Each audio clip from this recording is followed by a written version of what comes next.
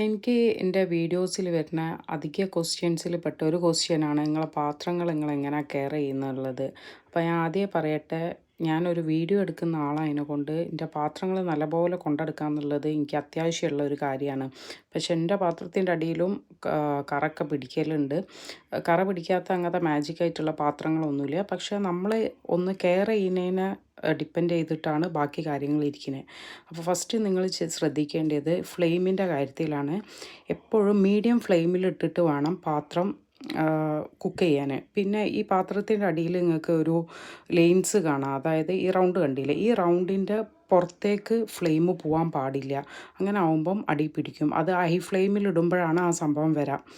പിന്നെ നിങ്ങൾ അടുത്ത കാര്യം ശ്രദ്ധിക്കേണ്ടത്, എപ്പോഴും അടുപ്പ് ചെക്ക് ചെയ്യുക. ഇടയ്ക്ക് ഒരു 5-8 മാസം കൂടുമ്പം അടുപ്പ് ക്ലീൻ ആക്കാൻ നോക്കുക. അത് അടുപ്പ് പ്രൊഫഷണൽ ആയിട്ടുള്ള ഏതെങ്കിലും ടീമിനെ വിളിച്ചിട്ട് വേണം ക്ലീൻ ആക്കാൻ. അതിൻ്റെ ഉള്ളിലത്തെ സ്ക്രൂ ഒക്കെ ചിലപ്പോൾ ലൂസായാൽ അതിൻ്റെ ഉള്ളിലേക്ക് എന്തെങ്കിലും പോയാലും പാത്രത്തിൻ്റെ അടിയിൽ കറ പിടിക്കും. പിന്നെ സ്പൂണ് യൂസ് ചെയ്യുമ്പം സ്പാച്ചുലാസൊക്കെ യൂസ് ചെയ്യുമ്പം വുഡൻ്റെതോ അങ്ങനത്തെ എന്തെങ്കിലും ആയിട്ടുള്ളത് യൂസ് ചെയ്യാൻ നോക്കുക. പിന്നെ UAE പോലുള്ള കൺട്രീസിൽ നമുക്ക് കിച്ചൺ കബേർഡ്സ് വളരെ കുറവായിരിക്കും. അപ്പം നമ്മൾ പാത്രങ്ങൾ വെക്കുമ്പം ഒന്നിൻ്റെ മുകളിൽ ഒന്നായിട്ടായിരിക്കും വെക്കുക. ആ സമയത്ത് നിങ്ങൾ ചെയ്യേണ്ടത് എന്താണെന്ന് വെച്ചാൽ, ഒന്നെങ്കിൽ ഇങ്ങനത്തെ മെറ്റീരിയലോ, ഇത് പാത്രം വാങ്ങുമ്പോൾ അധികം ചില പാത്രത്തിൻ്റെ കൂടെ ഒക്കെ ഉണ്ടാവും, അല്ലെങ്കിൽ ഈ ബബിൾസിൻ്റെ പാക്ക്, ഇങ്ങനത്തെ കവറുകൾ ഒക്കെ ഉണ്ടാവും. അതൊക്കെ വെച്ചിട്ട് വേണം പാത്രം വെക്കാൻ. ഇനി അതൊന്നും ഇല്ലെങ്കിൽ നിങ്ങളത് സാധാ ന്യൂസ് പേപ്പർ ഉണ്ടെങ്കിൽ ഒന്ന് കുറച്ച് കട്ടി കുറഞ്ഞിട്ട് വെച്ചാൽ മതി. പിന്നെ ഈ ലിഡ് ഓർഗനൈസർ നല്ല യൂസ്ഫുള്ളാണ്. അതും വാങ്ങിയിട്ട് യൂസ് ചെയ്യാൻ നോക്കുക. പിന്നെ പാത്രം കഴുകേണ്ട വീഡിയോ ഞാൻ വേറെ തന്നെ സെപ്പറേറ്റ് ചെയ്യുന്നുണ്ട്.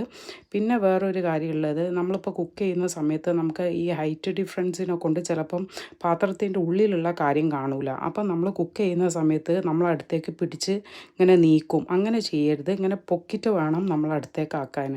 അങ്ങനെ ചെയ്യുമ്പോൾ ഈ അടുപ്പിൻ്റെ ഗ്രില്ലൊക്കെ കാസ്റ്റ് അയണിൻ്റെ ഗ്രില്ലായിരിക്കും. അപ്പോൾ പാത്രത്തിൻ്റെ അടിയിൽ സ്ക്രാച്ച് വീഴും. ഇതൊക്കെ നമ്മൾ ശ്രദ്ധിക്കേണ്ട കുറച്ച് കാര്യങ്ങളാട്ടോ ഞാൻ പറയുന്നത്. പിന്നെ അതേപോലെ നിങ്ങൾ ഓഫറിൻ്റെ പിന്നാലെ വല്ലാതെ ഓടരുത്.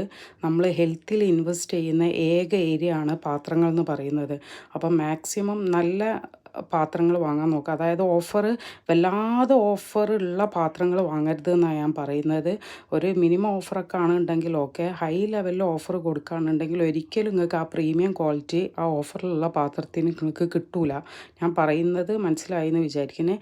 ഇതുപോലെ ഞാൻ കാസ്റ്റ് അയണിൻ്റെ ഡീറ്റെയിൽസും എങ്ങനെയാണ് കാസ്റ്റ് അയൺ പാത്രങ്ങൾ എടുക്കേണ്ടതും പറയുന്നുണ്ട്.